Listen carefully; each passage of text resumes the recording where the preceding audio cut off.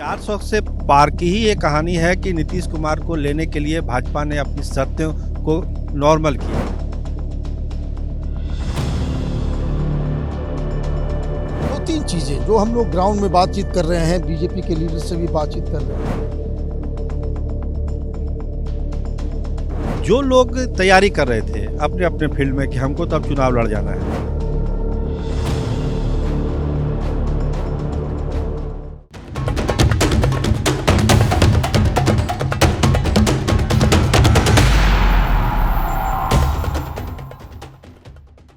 नमस्कार, capital TV देख रहे हैं आप। मैं हूं आपके साथ पूजा। लोकसभा चुनाव नजदीक है और हर बार की तरह इस बार का चुनाव भी बेहद करीब है और बेहद दिलचस्प होता जा रहा है। पीएम मोदी कह रहे हैं कि अब की बार एनडीए 400 पार। पर क्या ये नारा लगाना इतना ही आसान है? क्योंकि जमीनी हकीकत पे क्या वाकई में पीएम मोदी को जनता रिपीट करना चाहती है? ये सवाल बेहद अहम है। कैसे पार होगा 400 का आंकड़ा, उसे समझेंगे। उसे समझने के लिए इस वक्त मैं बिहार में मौजूद हूं और बिहार में 40 लोकसभा की सीटें हैं। 40 लोकसभा की सीटों पर पीएम मोदी का क्या मास्टर स्ट्रोक चलेगा? बिहार के कई अलग अलग जिलों में कैपिटल टीवी की टीम पहुंची, वहां पे लोगों से बातचीत की। ग्राउंड रियलिटी क्या है, क्या कुछ चल रहा है बिहार की राजनीति में, आज इसे समझेंगे और आप तक समझाने की कोशिश भी करेंगे। मेरे साथ जुड़े हैं कैपिटल टीवी के editor in chief doctor Manish Kumar और senior journalist Saroj Singh ji. Sir, आप दोनों का बहुत बहुत स्वागत है। जी सर, मेरा सबसे पहले सवाल आपसे है, क्योंकि आप बिहार में ही रहते हैं, बिहार की राजनीति की आपको बहुत अच्छी खासी समझ है। क्या लग रहा है इस बार का चुनाव कितना दिलचस्प और कितना अलग होने जा रहा है? देखिए, आपने अभी अपनी इंट्रो में एक बात कही थी कि 400 के पार, तो 400 से पार की ही ये कहानी है कि नीतीश कुमार को लेने के लिए भाजपा ने अपनी शर्तों को नॉर्मल किया। नहीं तो जो आम भाजपा का कार्यकर्ता था, नेता था, वो कह रहा था कि ठीक है, हम गठबंधन करेंगे नीतीश कुमार से, लेकिन अपनी शर्तों पर करेंगे। और वो शर्त थी कि मुख्यमंत्री भाजपा का होगा। लेकिन उस शर्त को नहीं माने नीतीश कुमार ने, और चूंकि 400 के पार जाना है, इसके लिए नीतीश कुमार को लाना जरूरी समझा भाजपा के बड़े नेताओं ने। तो नीतीश कुमार को लाया गया इसलिए कि 400 के पार हो। आप दूसरा सवाल आपका कि क्या हो रहा है और बिहार में, क्योंकि कोशिश हो रही है तेजस्वी यादव की तरफ से कि हम एक मुकाबला करें। पिछले चुनाव में 0 पर आउट हो गए, खाता नहीं खुला। इस बार कोशिश है कि वो स्थिति फिर दोबारा ना हो, खाता हम खोलें। वो भी जानते हैं कि बहुत ज़्यादा हम यहाँ पर गुंजाइश नहीं है, बहुत ज़्यादा सीटें हम नहीं जीतते हैं। खासकर जब नीतीश कुमार आ गए इधर, तो उनको भी लगता है, उनके जो थिंक टैंक है, लगता है कि हम बहुत ज़्यादा सीटें नहीं जीत पाएंगे, लेकिन एक सम्मानजनक सीट हम जीत पाएं, इसकी कोशिश तेजस्वी यादव कर रहे हैं। जनविश्वास यात्रा, महारैली, कांग्रेस से मिलान, ये सारी चीज़ें वो अपने स्तर से कर रहे हैं। जी बिल्कुल। मैं सर, आप भी पिछले कई दिनों से हमारे साथ बिहार में ही हैं। आप भी कई अलग अलग जिलों का आपने भी दौरा किया, कई लोगों से आपने मुलाकात की है, बातचीत की है। आपको क्या लग रहा है, बिहार का माहौल क्या है? देखिए, बिहार में जो पूरी तरीके से बीजेपी ने दरवाज़ा खोला, और जैसा कि सरोज जी ने बताया कि बीजेपी अपने ही पुटअप किए गए तमाम शर्तों को कॉम्प्रोमाइज़ करके आपने ये किया कि भाई आप जो है नीतीश कुमार के साथ चले जाएं। पहले क्या स्थिति थी? भारतीय जनता पार्टी बिहार में वैसे भी एक अच्छे पोजीशन पे थी, जनता में समर्थन भी था, प्रधानमंत्री मोदी के नाम पे वोट मिलता है, ये सारे लोग जानते हैं, इसमें कोई इशू नहीं है। लेकिन समस्या नीतीश कुमार के जो निगेटिव जो इमेज बना हुआ है, अभी कोई कहे कि भाई Nitish Kumar is a very popular chief minister, वो बात है नहीं। और मुझको ये लगता है कि कहीं ना कहीं बिहार में जिस सोच के साथ इन्होंने नीतीश कुमार को अपने साथ मिलाया, उससे दो तीन चीज़ें जो हम लोग ग्राउंड में बातचीत कर रहे हैं, बीजेपी के लीडर से भी बातचीत कर रहे हैं, बीजेपी का जो आम कार्यकर्ता या लोकल लीडर्स जो है, वो उतना प्रसन्न, उतना खुश नज़र नहीं आ रहा है, टू बी वेरी फ्रैंक। उनको लगता है कि हम लोग अकेले ही ये सारा काम कर लिए होते। नीतीश कुमार की वजह से हम लोगों को दो घाटे हो रहे हैं।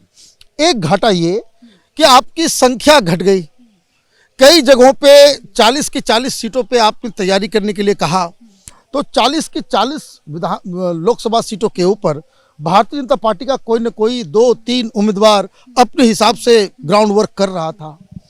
तो एक संख्या आप 40 नहीं लड़ेंगे। पहले ये था कि भाई 6 आप जो है लोजपा को दे दें, 2 आप मांझी को दे दें, तो 30 सीट पे आपके उम्मीदवार होते। तो 30 सीट के ऊपर उम्मीदवार अगर आपका है तो पार्टी संगठन 30 कंस्टिट्यूंसी में बढ़िया से काम करेगी। अभी अगर आप एक कैलकुलेशन ले ले तो 16, 17, 18 जाते जाते आपको जो है हथियार डालना पड़ेगा, क्योंकि आप और भी लोगों को, आपको सुहा जी को नाराज़ नहीं कर सकते, आप मांझी को नाराज़ नहीं कर सकते, चिराग पासवान हैं, उनके चाचा जी हैं, तमाम लोगों को आपको इंक्लूड करना पड़ेगा। तो एक तो संख्या को लेकर के बीजेपी के कार्यकर्ताओं में एक दिक्कत। दूसरी चीज वो ये कह रहे हैं कि हमने जो तैयारी की हमको तो कुछ मिला नहीं। तो कई जगहों पे आप ये देखेंगे नाराजगी की वजह से विद्रोही कैंडिडेट भी खड़े हो जाएंगे, तो एक उसका भी नुकसान होगा। चिराग पासवान पिछली बार विधानसभा में नहीं लड़े, बहुत जगह पे उन्होंने नुकसान पहुंचाया, बहुत जगहों पे नुकसान पहुंचा। अब तीसरी चीज जो ज्यादा इंपॉर्टेंट है वो ये, शायद दिल्ली में लोग इस चीज को समझ नहीं पाए या बाकायदा इसको कंसिडर नहीं किया। क्या आपको लगता है कि भारतीय जनता पार्टी का पूरा वोटर वो नीतीश कुमार के जेडीयू को वोट करे? जेडीयू के वोटर कट करके बीजेपी में आ सकते थे। रामचंद्र हैं, रामलला का मसला है, 370 है, प्रधानमंत्री मोदी का चेहरा था। लेकिन ये जो दिक्कत है, ये मुझे लग रहा है कि जिस चीज को लेकर के कि भाई 40 की 40 सीटें ले लेनी है, ये बड़ा थोड़ा डिफिकल्ट मतलब मुश्किल हो सकता है। सर जैसे कि मनीष सर ने समझाया कि कई बीजेपी के कार्यकर्ता नेता ऐसे हैं जिन्हें इस बात से नाराजगी है कि नीतीश कुमार को वापस गठबंधन में शामिल किया गया। क्या चुनाव में बीजेपी को इसका नुकसान हो सकता है क्या? देखिए, मनीष सर ने बहुत सही बात की, बहुत दुरुस्त बात की कि जो लोग तैयारी कर रहे थे अपने अपने फील्ड में कि हमको तो अब चुनाव लड़ जाना है, उनके मन में एक खटास आ गई कि भाई हमारा इतना पैसा लग गया, कुछ नहीं हुआ, अब हम क्या करेंगे, मेरा सारा चीज़ बर्बाद हो गया, पार्टी का फरमान आएगा तो हमको मदद करनी पड़ेगी। लेकिन जो एक और अहम सवाल सर ने उठाया कि क्या वो कार्यकर्ता और वो नेता दिल से जेडीयू के उम्मीदवार को वोट करेगा? देखिए, अब शादी ब्याह होता है तो आप लोग भी, हम लोग भी सबको न्योता देते हैं, तो चूंकि रिश्ता है तो जाना पड़ेगा। लेकिन एक होता है ना दिल से जाना, शादी को एंजॉय करना, उसका मजा लेना, वो नहीं होने वाला है। और इसका खामियाजा जनता दल यूनाइटेड के कैंडिडेट को बिहार में उठाना है। ये सच्चाई है, जमीनी सच्चाई। आप भी बिहार में घूम रही हैं, देख रही हैं।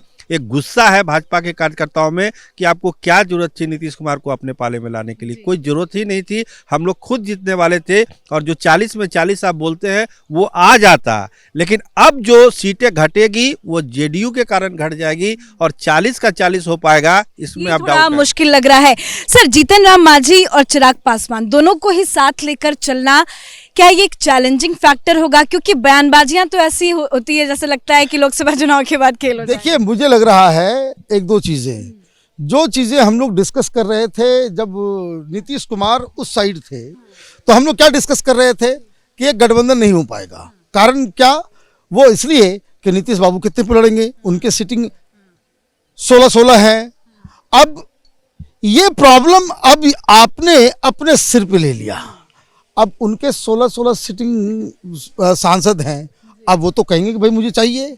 आप 16 सीट अगर नीतीश कुमार को दे देते हैं, और जो ग्राउंड रियलिटी है वो बड़ा ही तीखा है, वो ये कि नीतीश कुमार के 16 सीटों में से आप 4-5 जीत जाएं तो आप ये समझिए कि आपने बहुत अच्छा परफॉर्मेंस किया। मतलब 10 सीटें ऑलरेडी ये नीतीश कुमार लूज कर रहे हैं, ये साफ साफ नजर आ रहा है। ये अपने आप में भारतीय जनता पार्टी की नींद उड़ा देगा। अब ऐसा तो नहीं होगा कि जो 16 सिटिंग एमपीज हैं, अगर उसके टिकट को आप काटेंगे तो वो तो इंडिपेंडेंट लड़ेगा, वो उधर से आपको नुकसान पहुंचाएगा। तो ये जो पॉलिटिकल कैलकुलेशन जो जिस हिसाब से किया गया, मुझे लगता है कि ये ठीक है कि दिल्ली में बैठ के बहुत सारे लोग ये कहते हैं कि भाई नीतीश आ गए, वो आ गए, सारे लोग आ गए। Nitish is not a popular chief minister right now, he is very unpopular leader. और उनकी हम लोग, मैं आपको बताऊं, हम लोग गए थे अभी नीतीश कुमार के गृह क्षेत्र में, वहां पे लोग कह रहे हैं कि भाई नीतीश कुमार नहीं, मोदी के चेहरे पे वोट करेंगे। मतलब क्या आपके अपने गांव में, आपके अपने शहर में, आपके अपने कस्बे में लोग ये कह रहे हैं कि मैं मोदी के नाम पे दूंगा, नीतीश जी पसंद नहीं है, वो क्यों इस तरह से किया? लोगों की नाराजगी जब आपके होम डिस्ट्रिक्ट में अगर है तो बाहर आप समझिए, मुसलमान आपकी वजह से आएगा नहीं। आपने ढेर इफ्तार पार्टी कर लिया, टोपी पहन लिया, आप तेजस्वी के साथ थे, मुसलमानों को आप लुभाने के लिए बहुत सारे काम आपने किए, ये तो अब उल्टा पड़ेगा। क्या नीतीश कुमार, देखिए यूटिलिटी के हिसाब से अगर देखें, क्या नीतीश कुमार की वजह से 10% मुसलमान भी भारतीय जनता पार्टी को वोट करेगा? ये तो उनकी स्ट्रेंथ है। आपके पास कुर्मी ऑलरेडी आधा टूटा हुआ था, कुशवाहा ऑलरेडी आपके हाथ से चला गया था। भाई नीतीश कुमार के पास है क्या जो आप उनको जीवन दान दे रहे हैं? ये तो ऐसा हुआ कि भाई नीतीश कुमार का, नहीं, नीतीश कुमार एनडीए में इसलिए तो नहीं आए कहीं उनको केंद्र में कोई अच्छी जगह मिल जाए। कोई, देखिए नीतीश कुमार ही knows his survival techniques very well. दिक्कत क्या है, भारतीय जनता पार्टी को सोचना चाहिए। वो मरने पे होता है, पार्टी टूटने पे होता है। सत्ता से बाहर आप आते हो, संजीवनी बूटी उनको दे देते हो हर बार। क्या सरोज जी बताइए? कभी आरजेडी दे देती है, कभी बीजेपी दे देती है, तो नीतीश कुमार तो अपने गेम में सक्सेस है। वो तो कह रहे हैं कि ये आखिरी बार है, अब नहीं पलटेंगे। तो बहुत बार बहुत सारे वादे करते हैं कि अब मैं बीजेपी के साथ नहीं जाऊंगा, अब महागठबंधन के साथ नहीं जाऊंगा, तो वो तो अपनी सुविधा की राजनीति करते हैं और अपनी सर्वाइवल के लिए कर रहे हैं। मेरा आखिरी सवाल जाते जाते ये है कि तुमने बीजेपी की बात की, एनडीए की बात की, विपक्ष की बात करें तो क्या लगता है आरजेडी कितनी मजबूत है, कांग्रेस पार्टी कितनी मजबूत है इस चुनाव में? देखिए आरजेडी की जो अपनी ताकत है वो अपनी जगह पर है। उनको जो एआईएम के कैंडिडेट से जितना डेंट हो जाए उनके मुसलमान वोटर में वो हो जाए, राम मंदिर के नाम पर यादवों में जितना डेंट हो जाए वो हो जाएगा। लेकिन जो ताकत है मोटे तौर पर समझिए कि 70% 80% जो उनकी ताकत है वो बरकरार रहेगी उनके ऊपर।